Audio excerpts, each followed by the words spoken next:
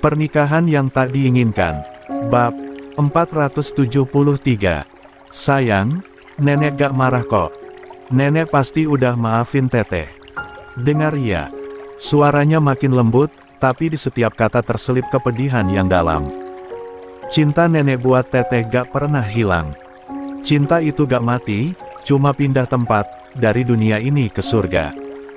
Alina mendongak sedikit, menatap wajah ibunya dari balik cadar yang lembab. Kalau begitu, Bunda, nanti kalau kita udah besar, bolehkan teteh Alina ke surga juga? Biar ketemu nenek. Azarin tertegun. Pertanyaan polos itu menghantam jantungnya begitu keras, membuat air matanya jatuh tanpa bisa ditahan lagi. Dia mengusap rambut Alina perlahan, suaranya bergetar.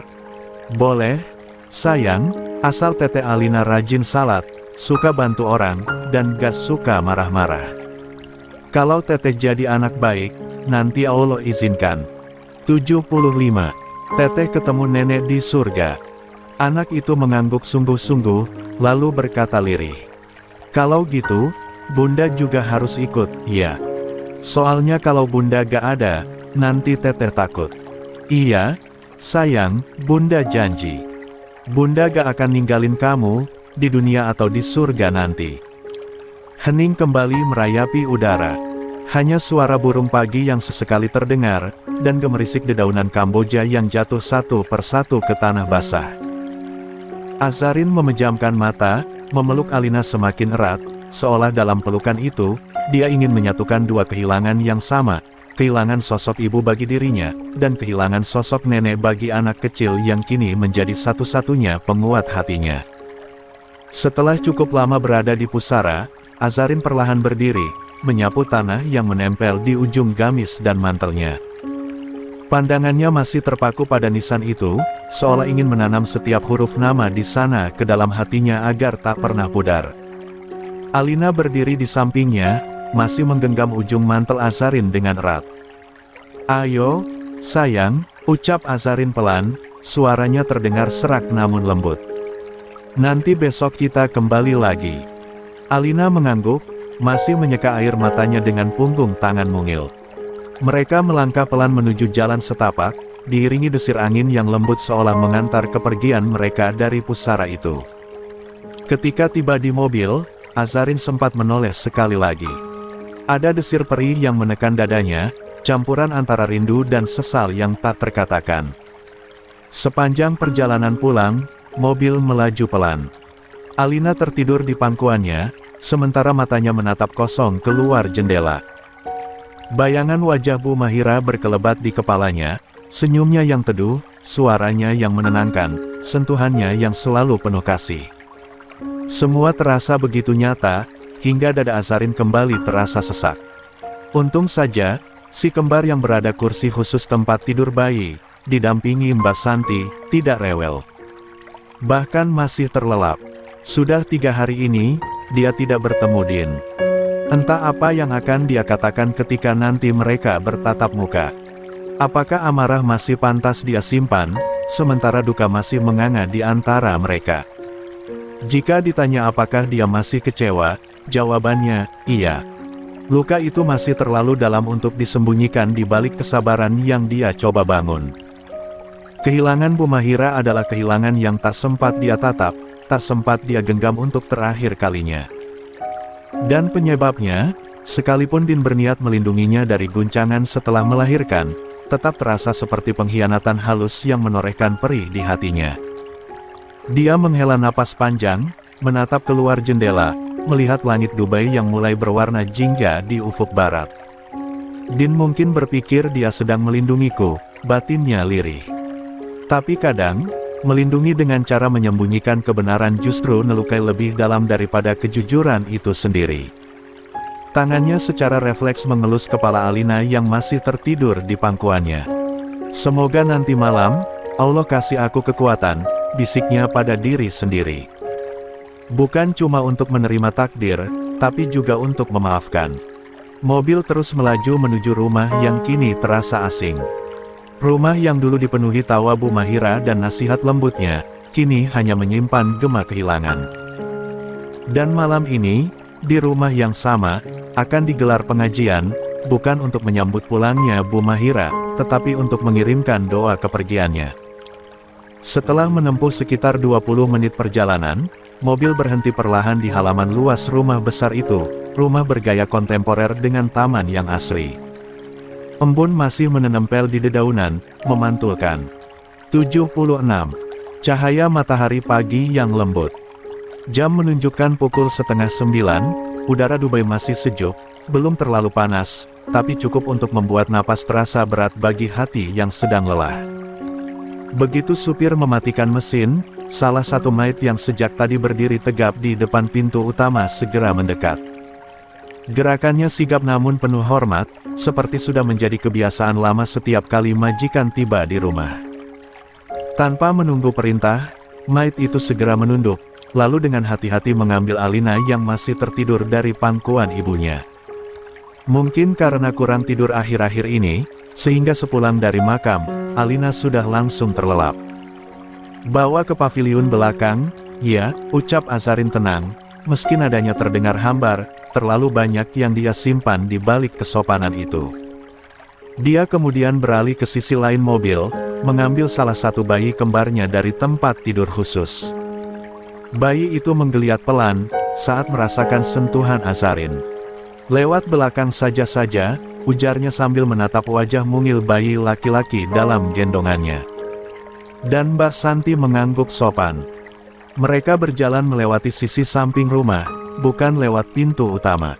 Itu bukan tanpa alasan. Azarin tahu, jika dia melangkah melalui pintu depan, dia pasti akan bertemu Din. Dan kali ini, dia tidak ingin bertemu siapapun. Dia butuh tenang. Butuh ruang untuk bernapas, agar air matanya tak kembali tumpah di hadapan orang yang justru membuat hatinya retak. Namun begitu tiba di depan paviliun, langkahnya mendadak terhenti. Tubuhnya menegang, pandangannya membeku. Din berdiri di sana. Di teras paviliun yang biasanya hanya dihuni sunyi, kini sosok lelaki itu berdiri tegak, dengan wajah yang tampak lebih tirus, lebih sayu. Tatapannya kosong namun syarat rasa, campuran antara bersalah, rindu, dan kehilangan yang tak tahu bagaimana harus diucapkan. Azarin tidak berkata apa-apa. Matanya menatap lantai paving block berpadu dengan rumput halus di bawah kaki, jantungnya berdetak cepat. Dia tahu cepat atau lambat mereka memang harus bicara, tapi tidak sekarang. Tidak ketika luka masih basah dan hatinya belum siap disentuh. Din ingin melangkah, tapi kedua kakinya seperti dipaku di tempat. Bibirnya terbuka, seolah ingin memanggil, sayang, tapi kata itu terhenti di tenggorokan. Terlalu berat. Terlalu banyak beban dalam satu sapaan yang dulu selalu mudah terucap. Sementara itu, Mbak Santi menatap keduanya bergantian, membaca ketegangan yang menggantung di udara.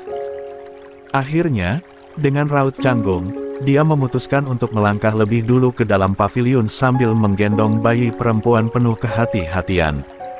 "Saya duluan, Bu," bisiknya pelan, berusaha memecah hening yang tebal.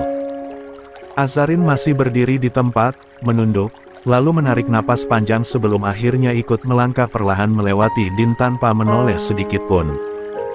Ujung cadarnya sempat tersentuh hembusan angin, sedikit saja, tapi cukup membuat Din menutup mata sejenak, menahan perasaan yang nyaris pecah. Dia ingin berkata banyak hal. Tentang alasan, tentang cinta, tentang penyesalan yang membusuk di dadanya selama 3 hari terakhir. Tapi lidahnya keluh. Hanya suara hati yang bergetar, berbisik dalam diam. "Maafkan aku, sayang, aku cuma ingin kamu tidak hancur. Tapi ternyata, akulah yang menghancurkanmu." Din menatap punggung istrinya yang perlahan menghilang di balik pintu paviliun. Begitu pintu paviliun menutup di belakang Azarin, suasana halaman kembali sunyi. Hanya suara gemericik air dari kolam kecil di sisi taman yang memecah diam. Din masih berdiri di teras, menatap pintu yang baru saja menelan sosok istrinya. Di wajahnya tergambar pergulatan yang sulit dijelaskan, antara rindu yang menyesakkan dan rasa bersalah yang menjerat seperti jerat halus di dada. Dia menatap jemarinya sendiri, yang kini terasa asing. Jemari yang dulu bisa dengan mudah menelusuri. 77. Wajah Azarin, menenangkan tangisnya, kini hanya bisa menggenggam udara. Sementara itu, dari balik jendela pavilion, samar-samar terlihat bayangan Azarin berjalan pelan menuju kamar, mendudukkan bayi di ranjang kecil, lalu bersimpuh di lantai. Gerakannya lembut, tapi tampak berat. Setiap langkahnya seolah mengandung beban yang tak bisa diletakkan. Din menghela napas panjang. Dia tahu betapa dalam luka di hati istrinya. Luka yang bukan karena kehilangan semata, tapi karena caranya melindungi justru membuat wanita itu merasa dikhianati. Dengan langkah perlahan, dia mendekati daun pintu. Tangannya sempat terulur, lalu terhenti di udara. Dia ragu, takut kehadirannya justru menambah luka yang sudah menganga. Tapi diam pun terasa menyiksa. Dia melangkah mendekat ke pintu pavilion, mengetuk pelan. Tok, tok, tok, namun, tak ada jawaban. Din menunduk, mencoba mendengar suara di balik pintu, tapi yang terdengar hanya suara bayi yang merengek lirih. Dia mengetuk sekali lagi, kali ini lebih lembut, seperti orang yang takut ditolak. Sayang, ucapnya parau, tertahan di tenggorokan. Boleh aku masuk? Masih tidak ada jawaban. Hanya hening. Mbak Santi muncul sebentar dari dalam, membuka sedikit pintu, lalu menatap tuan mudanya itu dengan raut ragu. Bu Azarin lagi ganti pakaian bayi, Pak, katanya pelan. Din mengangguk, tersenyum tipis meski getir. Gak apa-apa, Mbak. Aku tunggu di sini aja. Dia menatap ke dalam sejenak, lalu mundur beberapa langkah, duduk di bangku panjang dekat jendela pavilion. Dari sana, dia bisa mendengar suara lembut Azarin berbicara pada bayi mereka, suara yang dulu membuatnya jatuh cinta, kini terasa begitu jauh. Beberapa menit berlalu, sinar matahari menembus kisi jendela, membentuk garis hangat di wajah Din yang diam menunduk. Dia seperti menunggu sesuatu yang entah apa, pengampunan, mungkin. Atau sekadar kesempatan untuk menjelaskan. Akhirnya, pintu pavilion terbuka perlahan. Azarin berdiri di sana, dengan cadar yang sudah sedikit tergeser ke samping, memperlihatkan sorot matanya yang sembab. Dia tidak berkata apa-apa, hanya menatap Din dalam diam. Din berdiri refleks, jantungnya berdetak cepat.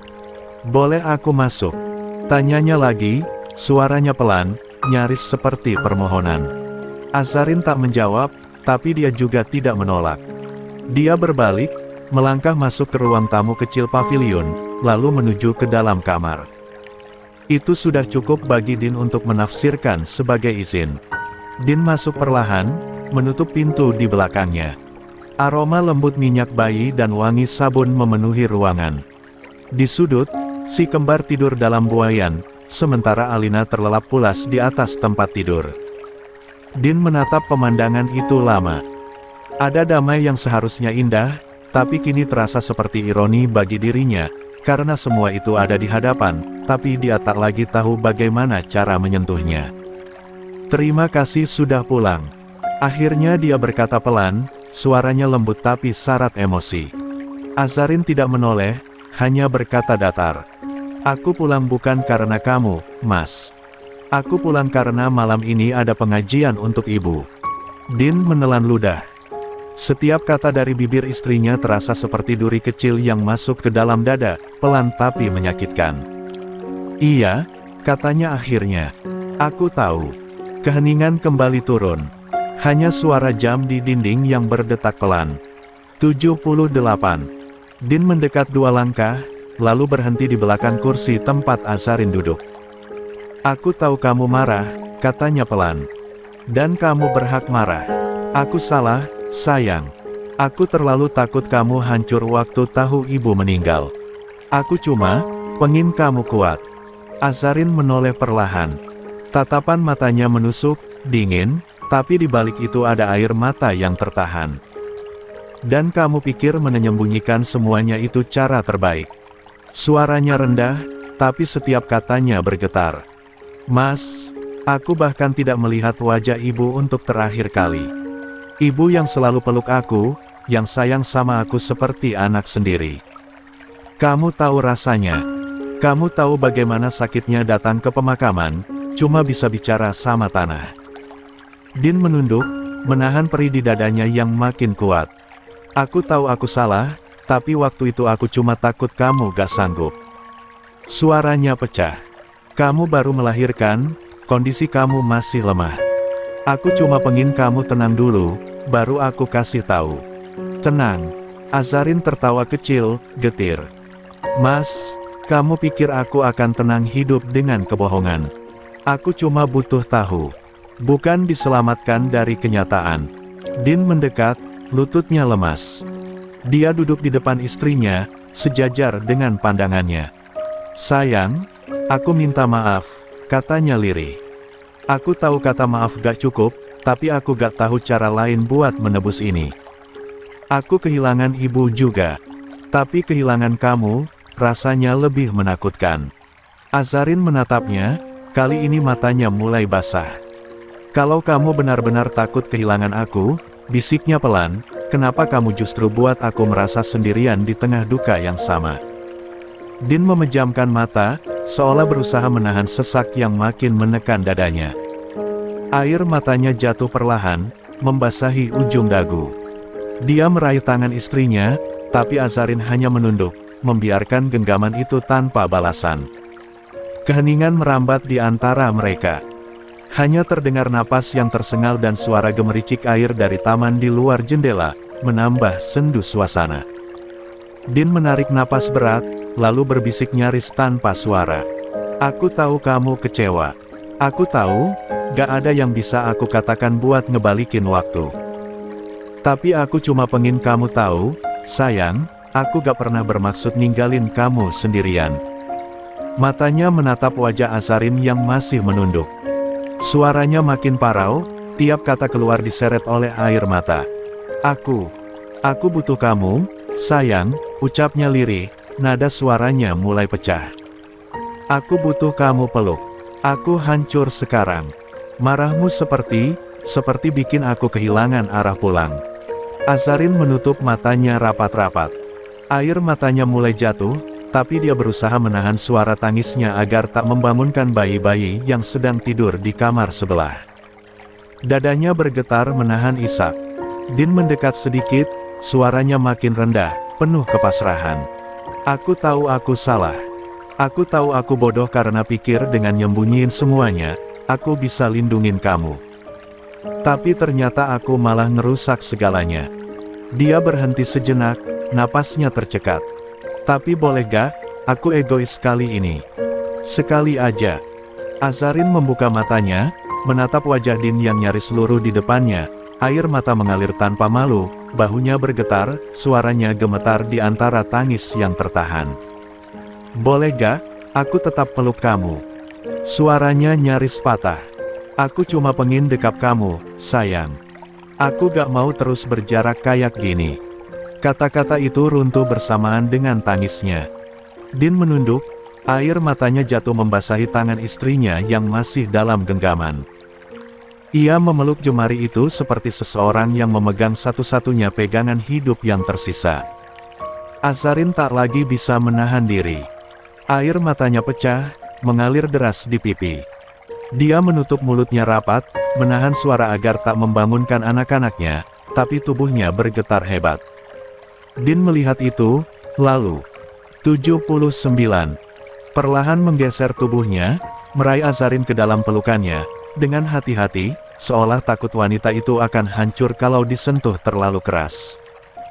Azarin sempat menahan, tapi saat merasakan dada Din menempel di bahunya, wangi tubuhnya yang masih sama seperti dulu, semua benteng yang dia bangun selama 3 hari terakhir runtuh begitu saja. Tangisnya pecah di dada suaminya. Pelan tapi dalam.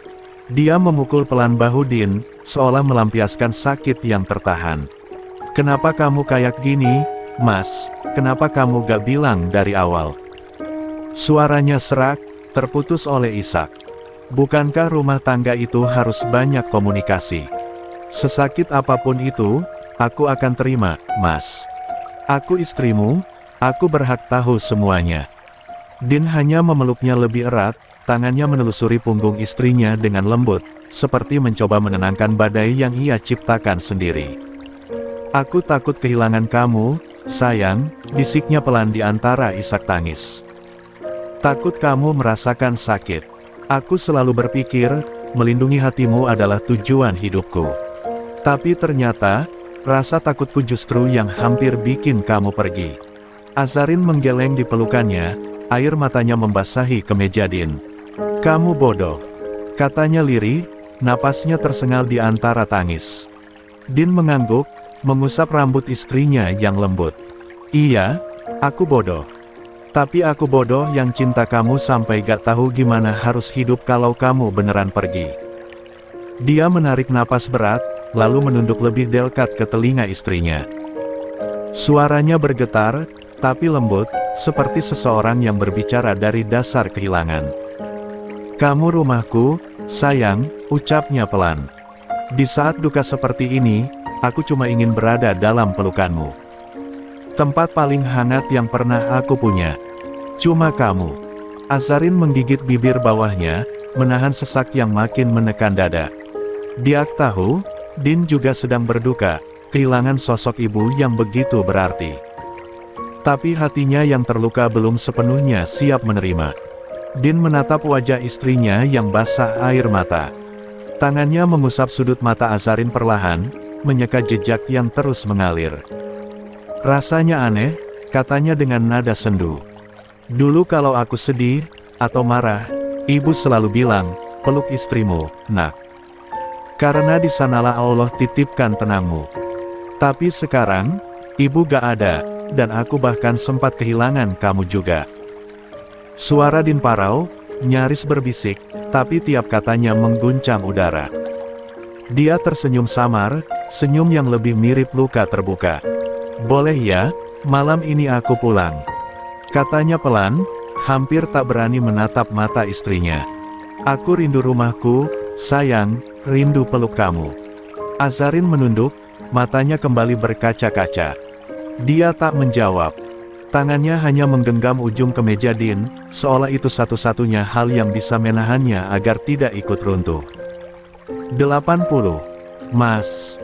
Suara Azarin terdengar parau, bahkan tercekat oleh isak tangis. "Aku juga minta maaf. 3 hari ini aku terlalu sibuk dengan lukaku sendiri, sampai lupa kalau kamu juga sedang berdarah." Azarin tak lagi menahan apapun. Dia memeluk suaminya erat, menenggelamkan wajah di dadanya. Din menggeleng pelan di pelukannya. "Enggak, sayang, kamu cuma terluka. Tapi aku yang nyebabin semuanya." Pelukan mereka menguat. Din menenggelamkan wajahnya lebih dalam, tangannya bergetar di punggung istrinya. "Jangan tinggalin aku lagi, ya," katanya parau. "Aku udah gak punya siapa-siapa kalau kamu pergi." Azarin semakin terisak, namun dia tetap mengusap lembut leher suaminya. "Aku gak kemana-mana, Mas," ujarnya lirih. "Selama kamu masih ingat rumahmu ada di sini." Din mengangkat wajahnya perlahan. Mata mereka bertemu, sembab tapi jujur. Dalam tatapan itu, ada cinta, kehilangan, juga permohonan tanpa suara. Din tersenyum samar, lalu menunduk, menyentuh kening istrinya dengan bibirnya yang dingin. Setelahnya, tanpa berkata apa-apa, Din menunduk dan meletakkan kepalanya di pangkuan Azarin. Gerakannya hati-hati, seperti seseorang yang takut kenyamanan itu hanya sementara. Matanya terpejam, napasnya teratur tapi berat, seolah tiap helaan udara terasa seperti menahan beban yang selama ini ditahan di dada. Azarin terpaku, memandangi suaminya yang kini berbaring di pangkuannya. Ada sesuatu yang menyayat di dadanya melihat sosok lelaki yang biasanya begitu kokoh kini tampak rapuh, seolah semua daya yang tersisa sudah habis bersama air matanya. Din menggenggam ujung gamis Azarin, menekankannya perlahan di pipinya, seakan ingin menghirup aroma tubuh istrinya yang selalu dia rindukan. "Selama 3 hari ini," ucapnya pelan, suaranya pecah di tengah sunyi. "Aku cuma duduk di atas sajadah. Nanya ke Allah, takdir macam apa ini? Kenapa harus sepedih ini? Kenapa rasanya kayak paru-paruku ikut diremas waktu ibu pergi? Dia menelan ludah, menahan isak yang hampir pecah lagi. Setiap kali aku tarik napas, sayang. Rasanya kayak sakitnya ikut masuk ke dada. Kayak, aku kehilangan arah pulang. Azarin tak menjawab. Air matanya mengalir pelan, jatuh ke rambut suaminya. Jemarinya menyisir lembut rambut Din, gerakannya perlahan, penuh penyesalan dan kasih yang menyesakkan dada. Dia tahu, seharusnya 3 hari lalu pelukan ini yang diberikan, bukan jarak dan diam. Bukan lari ke paviliun belakang, menyembunyikan diri dari kenyataan. Hatinya terasa perih memikirkan itu. Sementara lelaki di pangkuannya terus bicara dengan suara yang makin lemah. Aku kuat, sayang, atau setidaknya, aku pikir aku kuat, ucap Din lirih, masih dengan mata terpejam. Tapi waktu tahu kamu pergi ke paviliun, aku sadar, aku udah gak sekuat itu. Rumahku kosong, ibu gak ada, kamu juga gak ada. Aku ngerasa kayak hidupku berhenti di situ. Azarin menunduk, memandang wajah suaminya yang lelah dan masih basah air mata. Tangannya menelusuri pipi Din, menepuknya lembut. Mas, suaranya nyaris tak terdengar. Aku yang salah.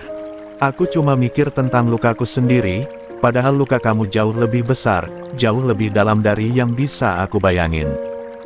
Din membuka matanya pelan, menatap wajah istrinya dari bawah. Ada kerinduan di sana, tapi juga rasa damai kecil yang baru muncul setelah sekian lem. Sekarang aku di sini, katanya pelan. Di pangkuan kamu. Tempat yang selalu bikin aku tenang. Azarin tersenyum tipis, senyum yang dibentuk oleh rasa haru dan penyesalan yang saling meluruh. Tangannya bergerak lembut, menyisir rambut suaminya perlahan, seperti seorang ibu yang menenangkan anak. 81. Kecil yang baru kehilangan sesuatu yang sangat berarti. Suasana begitu tenang, hanya terdengar suara napas mereka yang saling bersahutan. Hingga tiba-tiba, tangisan bayi terdengar memecah kesunyian dari arah tempat tidur. Tangisan itu tidak datang dari satu suara, melainkan 2. Zayan dan Zamira menangis bersamaan, suara mereka bergantian, saling tumpang tindih seperti melodi kecil yang mengisi ruangan yang sempat diselimuti kesedihan. Din terangkat dari pangkuan Azarin dengan cepat, matanya masih sembab tapi refleksnya sebagai ayah langsung mengambil alih. Aduh, anak ayah tahu ya, kalau ayahnya di sini, ujarnya berusaha terdengar ceria, bibirnya membentuk senyum kecil. Makanya nangisnya kompak banget, kayak udah janjian. Nada suaranya lembut, berusaha memecah udara yang masih basah oleh tangis. Dia melangkah menuju tempat tidur, menunduk, lalu menggendong Zamira, bayi perempuannya yang mungil, kulitnya halus, matanya masih terpejam tapi tangisnya nyaring. Azarin ikut bangkit, mengambil Zayan yang masih menggeliat di samping saudarinya. Langkahnya pelan, namun refleks keibuannya menguasai diri. Dia kembali duduk di sofa, mendekap Zayan di pelukannya. Begitu si kecil mulai menyusu, tangisnya pun perlahan mereda, berganti gumaman lembut dan tarikan napas kecil yang damai. Din tersenyum samar melihat pemandangan itu, sesuatu yang sederhana, tapi membuat hatinya terasa hangat. Namun di lengannya, Zamira masih menangis, tangisnya lebih keras, seperti tak mau kalah. Eits, udah, nak, udah ya.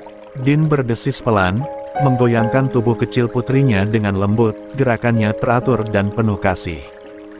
Ayah di sini, sayang, jangan nangis lagi, nanti pipinya makin merah. Suara Din lembut, nyaris seperti nyanyian yang bergetar. Meskipun air mata belum sepenuhnya kering di wajahnya, caranya memeluk putrinya menunjukkan sosok ayah yang penuh kelembutan, yang mencoba kuat meski hatinya belum pulih sepenuhnya. Azarin memperhatikan diam-diam. Ada sesuatu yang menusuk lembut di dadanya, melihat Din seperti ini, penuh kasih dan tulus, membuat rasa bersalahnya semakin dalam. Di saat yang sama, namun tak saling menyadari, Din juga melirik istrinya yang kini sedang menyusui, matanya melembut. Dia memastikan posisi Azarin nyaman, memerhatikan apakah sang istri kerepotan atau tidak. Kamu capek, sayang? Tanyanya pelan. Sini, aku ambilkan bantal biar kamu nyender. Azarin menggeleng, senyum samar mengembang di bibirnya. Gak usah, Mas. Aku bisa. Din tetap menatapnya beberapa detik, lalu menunduk, suaranya lebih lembut tapi syarat penyesalan. Maaf, ya, 3 hari kemarin aku gak bantu apa-apa. Kamu harus ngurus semuanya sendiri, sementara aku malah.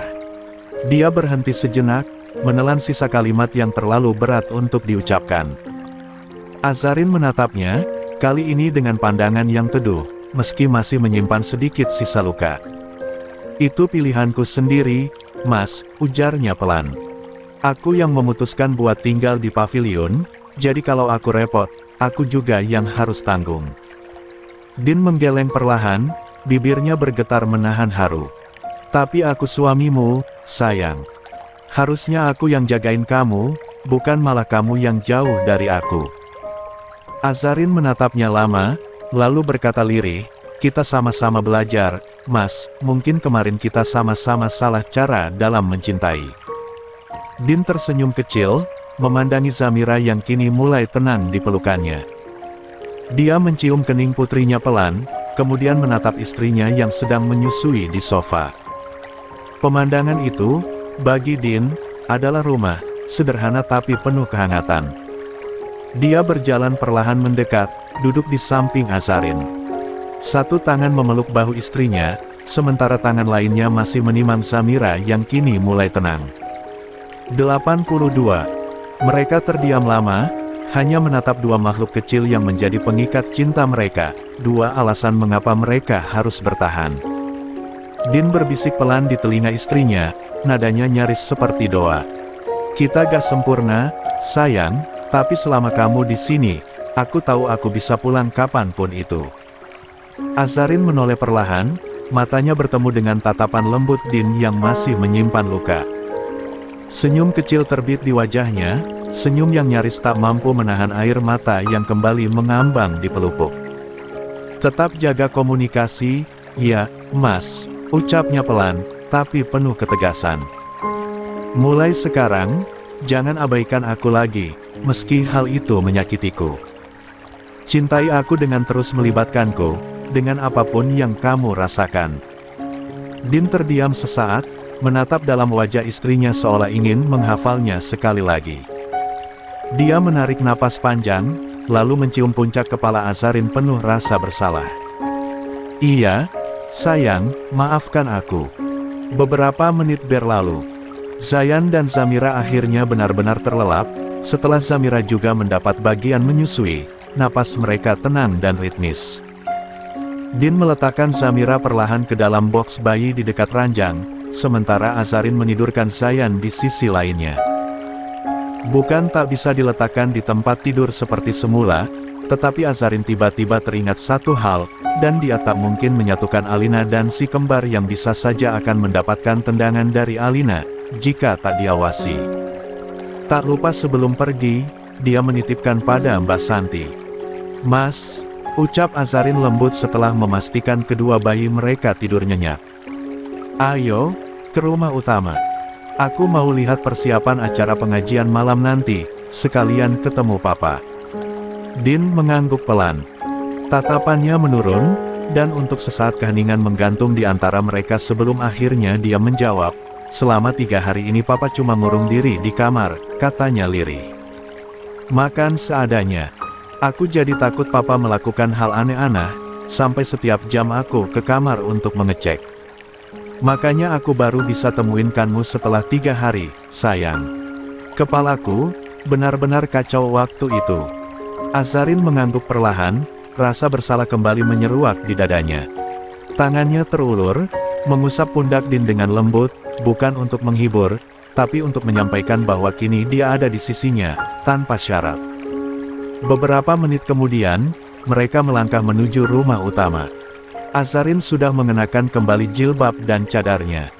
Angin pagi menjelang siang Dubai bertiup lembut, membawa aroma rempah dan pasir yang khas. Begitu sampai di halaman belakang, langkah Azarin terhenti sejenak. Pandangannya menyapu tenda besar yang berdiri megah di tengah taman, tenda khas acara keluarga bangsawan Dubai. Kanopi berwarna krem gading membentang lebar, dihiasi lampu gantung kristal yang berkilau di bawah sinar matahari senja. Tirai sutra tipis menjuntai di setiap sisi, berayun lembut tertiup angin. Di bawah tenda, para pekerja sibuk menyusun meja-meja panjang beralas kain beludru, sementara di sisi kiri berdiri deretan stand makanan, meski belum terisi menu apapun, karena acaranya malam nanti. Azarin menatapnya sekilas, satu lalu berbisik pada suaminya. "Tamunya banyak, Mas." Din menoleh, matanya sedikit menunduk. "Sekitar 500-an. Aku undang juga anak-anak panti asuhan dari beberapa daerah. Aku pikir, almarhumah ibu pasti senang kalau pengajiannya sekaligus berbagi." Azarin terdiam sejenak, hatinya menghangat oleh empati yang perlahan tumbuh di antara kesedihan. "Bagus itu, Mas," ujarnya lembut. "Semoga bisa jadi amal untuk ibu." Mereka berjalan berdua menyusuri taman yang kini nyaris rampung dihias. Para vendor masih sibuk bekerja, beberapa asisten rumah tangga baik dari Indonesia maupun warga lokal Dubai berlalu lalang membawa baki dan perlengkapan. Saat melihat Din dan Azarin berjalan berdampingan, beberapa dari mereka saling berpandangan diam-diam, senyum kecil muncul di bibir mereka. Ada rasa haru di mata mereka, melihat akhirnya, setelah 3 hari. 83. Tanpa kabar, pasangan majikan mereka kembali bersama, dalam langkah yang tenang dan selaras.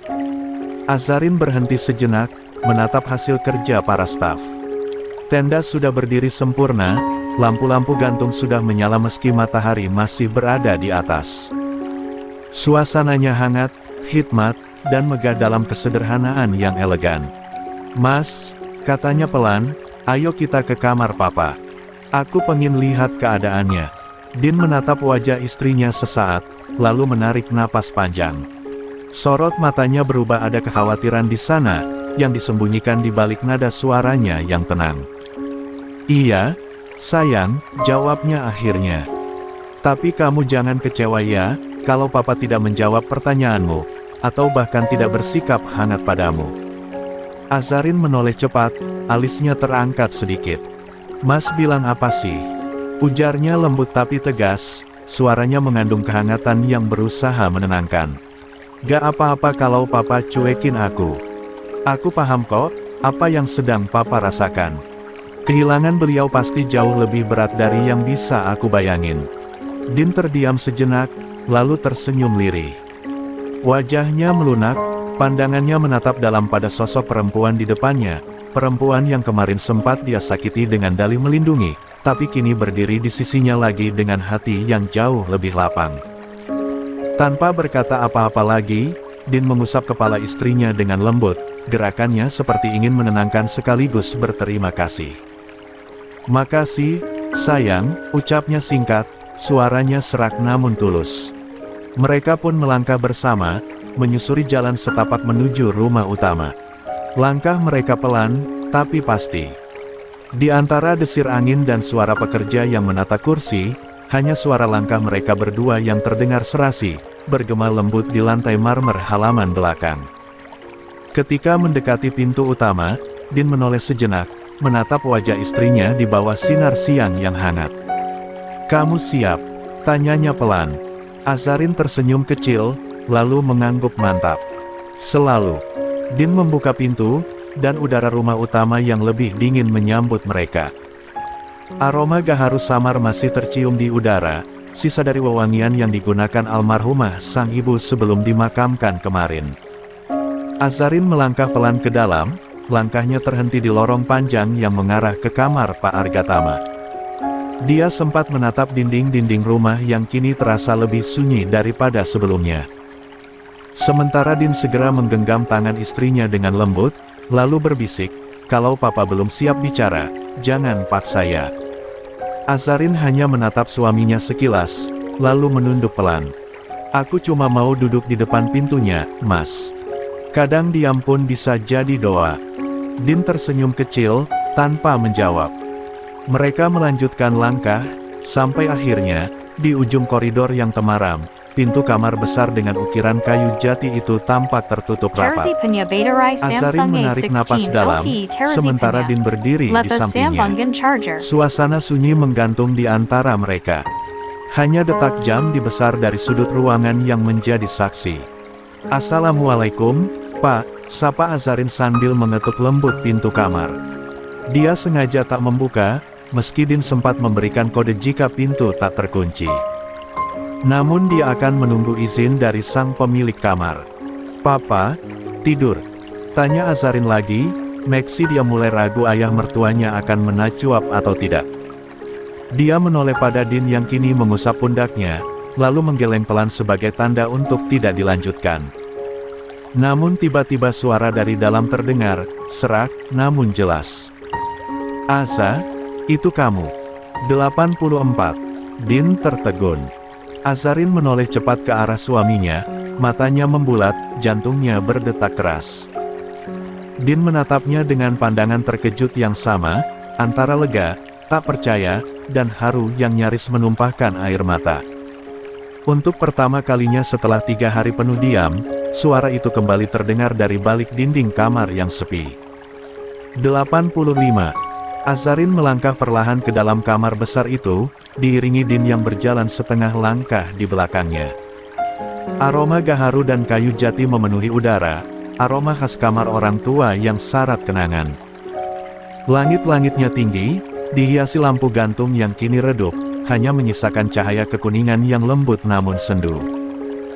Di dinding tergantung beberapa foto keluarga, foto Bu Mahira dengan senyum hangatnya, foto pernikahan Din dan Azarin, serta potret keluarga mereka di Mekah yang kini terasa seperti kenangan dari kehidupan lain.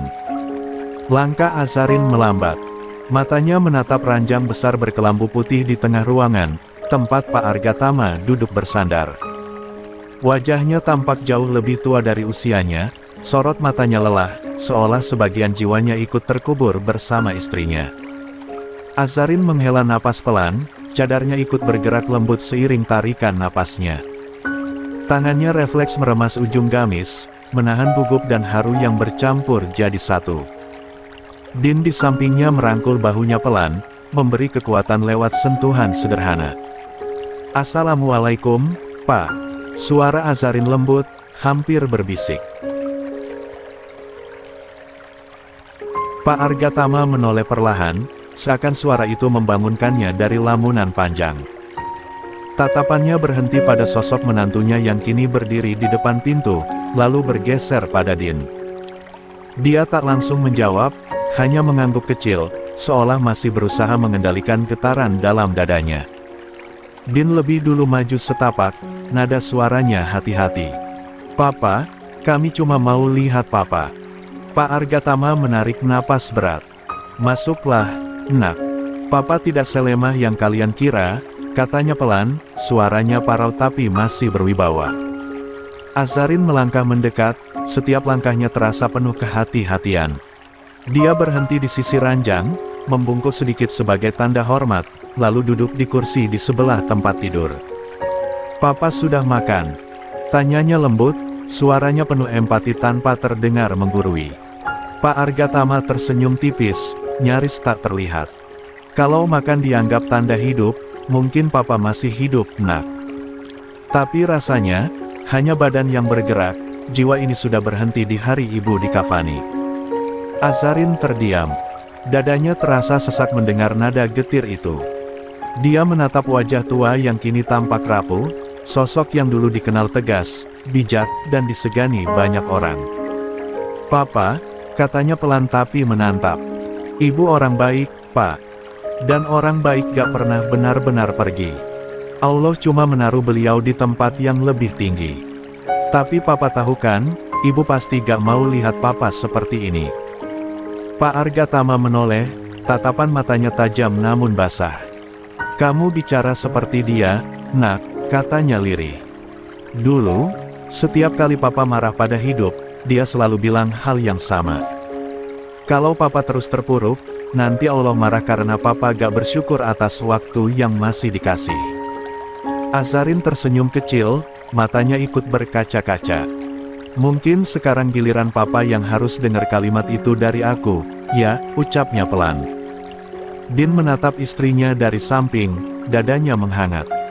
Dia baru sadar, di tengah luka yang sama, Azarin mampu berbicara dengan ketenangan yang bahkan dia sendiri belum temukan.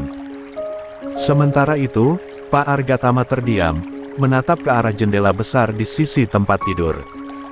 Tirainya bergoyang perlahan tertiup angin. Dia menelan ludah, tenggorokannya kering. Suaranya kemudian keluar pelan, berat, serak karena terlalu lama memendam. "Setiap kali pagi datang, Papa selalu berharap itu cuma mimpi buruk, Nak. Tapi begitu lihat bantal di sebelah kosong, dada ini rasanya bolong. Separuh hidup Papa dibawa pergi begitu saja. Lalu orang-orang bilang, 'Sabar ya, Pak, ini ujian.'"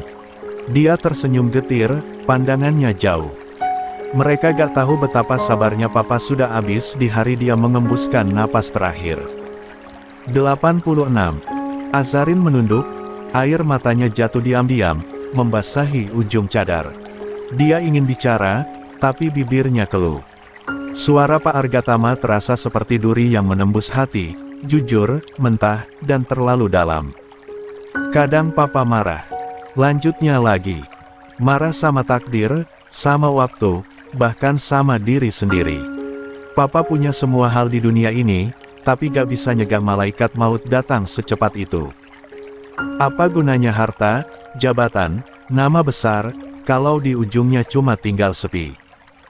Din menunduk, rahangnya mengeras menahan emosi. Dia ingin merengkuh ayahnya, tapi tahu tak semua luka bisa disembuhkan dengan pelukan. Azarin menghapus air matanya pelan, lalu berkata dengan suara nyaris bergetar, "Pak, kehilangan memang gak bisa ditawar. Tapi cinta yang ibu tinggalkan itu gak ikut mati, Pak. Dia tetap ada, lewat doa, lewat kenangan, lewat setiap hal baik yang Papa teruskan." Pak Argatama memejamkan mata, menarik napas panjang. "Tapi kenangan juga kejam, Nak," gumamnya lirih. "Setiap sudut rumah ini menjeritkan nama dia. Kursi yang dulu dia duduki, aroma parfum yang masih nempel di lemari, bahkan suara piring beradu di dapur bisa bikin dada Papa sesak. Papa gak tahu lagi caranya hidup tanpa dia." Azarin semakin sesak, menatap sosok tua itu dengan mata yang lembut namun bergetar. "Pak, justru karena ibu begitu berharga, Papa gak boleh berhenti hidup. Kalau Papa menyerah, siapa yang akan teruskan segala yang ibu mulai?" Pak Argatama membuka mata perlahan, memandangi Azarin. Ada ketenangan di mata menantunya, seperti cahaya redup yang masih sanggup menerangi ruang paling gelap dalam dirinya. "Dulu," lanjut Azarin pelan, "waktu saya kehilangan Abah, aku pikir dunia udah berakhir, gak ada lagi yang melindungiku. Tapi ternyata, Allah gak minta aku berhenti. Allah cuma minta aku ikhlas, karena kehilangan adalah caranya mengingatkan kalau cinta sejati itu bukan milik dunia." Azarin menarik napas dalam, menenangkan getaran di dadanya sebelum melanjutkan. Suaranya lembut, namun ada kekuatan halus di balik setiap katanya, seperti seseorang yang belajar memahami luka, bukan sekadar menasihati tentangnya. "Pak," ucapnya pelan, menatap wajah Pak Argatama yang masih diliputi kabut duka. "Aku gak berani bilang kalau aku tahu rasanya kehilangan sebesar yang Papa rasakan. Luka setiap orang beda, dan mungkin gak akan pernah bisa dibandingkan. Tapi yang aku tahu, setiap kali Allah mengambil sesuatu, Dia gak pernah benar-benar meninggalkan kita kosong." Pak Argatama menatapnya samar. Ada sesuatu di matanya yang mulai mencair, meski masih diselimuti letih. Kadang bentuk kasih sayang Allah itu gak selalu kita pahami saat itu juga. Lanjut Azarin, suaranya makin dalam tapi tetap teduh. Kadang Dia kasih kesepian, supaya kita bisa kembali dengar suara hati sendiri. Kadang Dia kasih kehilangan, supaya kita ingat bahwa cinta sejati bukan tentang memiliki, tapi tentang menjaga, meski dari jauh. Pak Argatama menunduk, jemarinya yang berurat mencengkeram selimut di pangkuannya. Helaan napasnya berat, namun lebih teratur dari sebelumnya. Azarin tersenyum tipis, menatap lurus ke arahnya. "Mungkin Papa gak sadar, tapi ibu masih tinggal di sini. Dia menunjuk dada Pak Argatama perlahan, lembut. Di setiap keputusan papa, di setiap kebaikan kecil yang papa teruskan, di setiap doa yang papa ucapkan sebelum tidur. Ibu gak pernah benar-benar pergi. Beliau cuma pindah rumah, dari dunia ini ke hati papa. Ucapan itu menggantung di udara, menggetarkan suasana kamar yang tadi terasa dingin. Din menatap istrinya dengan pandangan penuh kekaguman dan haru. Suaranya seolah menemukan jalan di antara luka, dan setiap kata terdengar seperti selimut hangat di atas luka lama. Pak Argatama menatap Azarin lekat-lekat. Bibirnya bergetar, suaranya serak ketika berkata, "Kamu tahu, nak, dari semua orang yang datang ke kamar ini, cuma kamu yang gak nyuruh papa kuat atau sabar. Cuma kamu yang datang, dan duduk di sini, seolah papa gak perlu jadi apa-apa. Cuma perlu jadi manusia yang sedang." 87. Berduka. Azarin menunduk, air matanya menetes perlahan. Karena memang itu yang papa butuh sekarang, kan? Bukan penghiburan, tapi teman untuk diam. Pak Argatama tersenyum kecil untuk pertama kalinya, senyum yang samar namun jujur. "Kamu benar," katanya dengan suara yang nyaris berbisik. "Ibu pasti tenang kalau tahu kamu di sini." Azarin menggeleng pelan. "Ibu gak tenang karena aku, Pak. Tapi karena papa masih di sini. Karena papa belum berhenti hidup." Hening kembali mengisi ruangan. Di luar, terdengar samar suara burung yang hinggap di balkon, seolah ikut mengiringi ketenangan baru yang perlahan tumbuh di antara mereka. Din, yang sejak tadi hanya diam, akhirnya menepuk lembut bahu ayahnya. "Pak, mungkin hari ini ibu pengen lihat papa tersenyum, walau cuma sebentar." Pak Argatama menghela napas panjang, menatap ke arah jendela di mana cahaya siang menembus lembut tirai. "Mungkin Kanu benar," gumamnya, lirih tapi lebih tenang.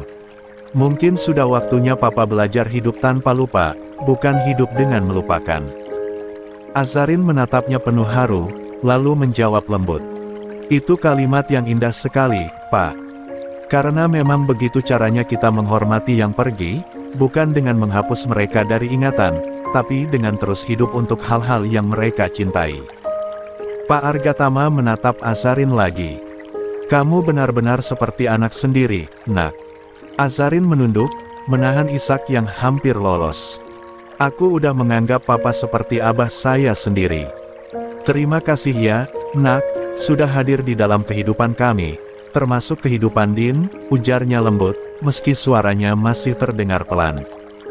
Azarin mengangguk, pelupuk matanya menyipit tanda dia sedang tersenyum penuh ketulusan. Pak Argatama beralih menatap keluar jendela cukup lama. Sinar matahari siang menembus tirai gorden, menyorot lembut wajah tuanya yang mulai tampak damai meski gurat kehilangan masih jelas membayang. "Pak," ucap Azarin setelah beberapa detik hening, suaranya pelan tapi hangat. "Aku ke dapur dulu, ya. Mau ambilkan makanan untuk papa. Papa belum makan dari pagi, kan?" Pak Argatama menoleh, tatapan matanya sedikit melunak. "Kamu repot-repot banget, nak." "Gak apa-apa, Pak." Azarin tersenyum, menatapnya penuh kasih. "Biar aku yang urus. Papa tunggu di sini aja." "Ya." Setelah berpamitan dengan lembut, Azarin meninggalkan kamar itu. Pintu menutup pelan di belakangnya, meninggalkan dua sosok laki-laki dalam diam yang terasa berat.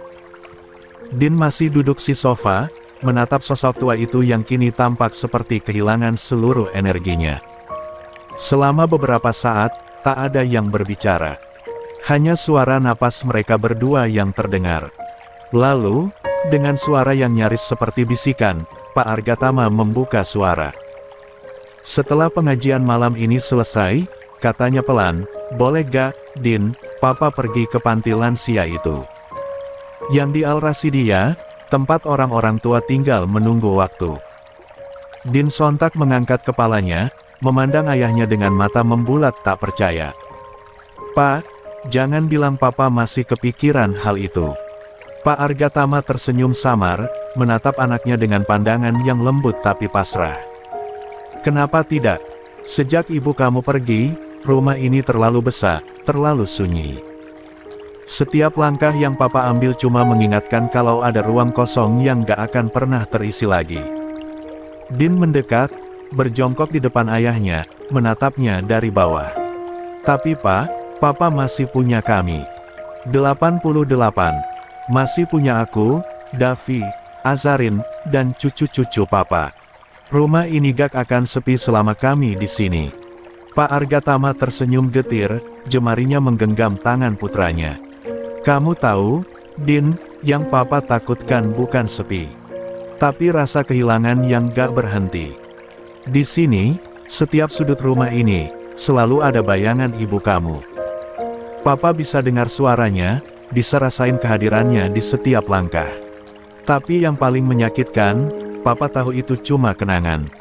Din terdiam, menatap tangan ayahnya yang bergetar di genggamannya. Makanya, lanjut Pak Argatama, suaranya pelan tapi mantap, papa pikir, mungkin kalau papa tinggal di panti lansia itu, papa bisa belajar ikhlas dengan cara yang lebih tenang. Bisa beribadah lebih fokus. Papa gak mau jadi beban kalian. Din menggeleng cepat, nadanya mulai parau. Pak, jangan bilang gitu. Papa gak pernah jadi beban.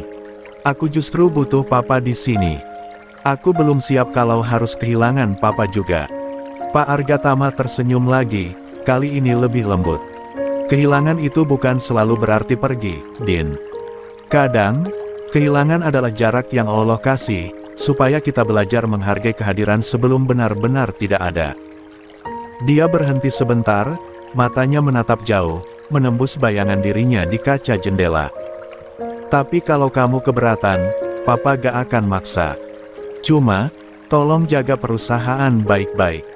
Itu peninggalan ibu kamu juga. Papa sudah cukup lama di perusahaan, dan papa tahu kamu sanggup memimpin. Din menelan ludah. Urat di pelipisnya tampak menegang, antara menahan emosi dan air mata. Pak, aku gak mau dengar papa ngomong seperti itu sekarang. Kita baru kehilangan ibu. Aku belum siap kalau papa juga mulai bicara seolah mau pergi. Pak Argatama menepuk tangan putranya dengan lembut.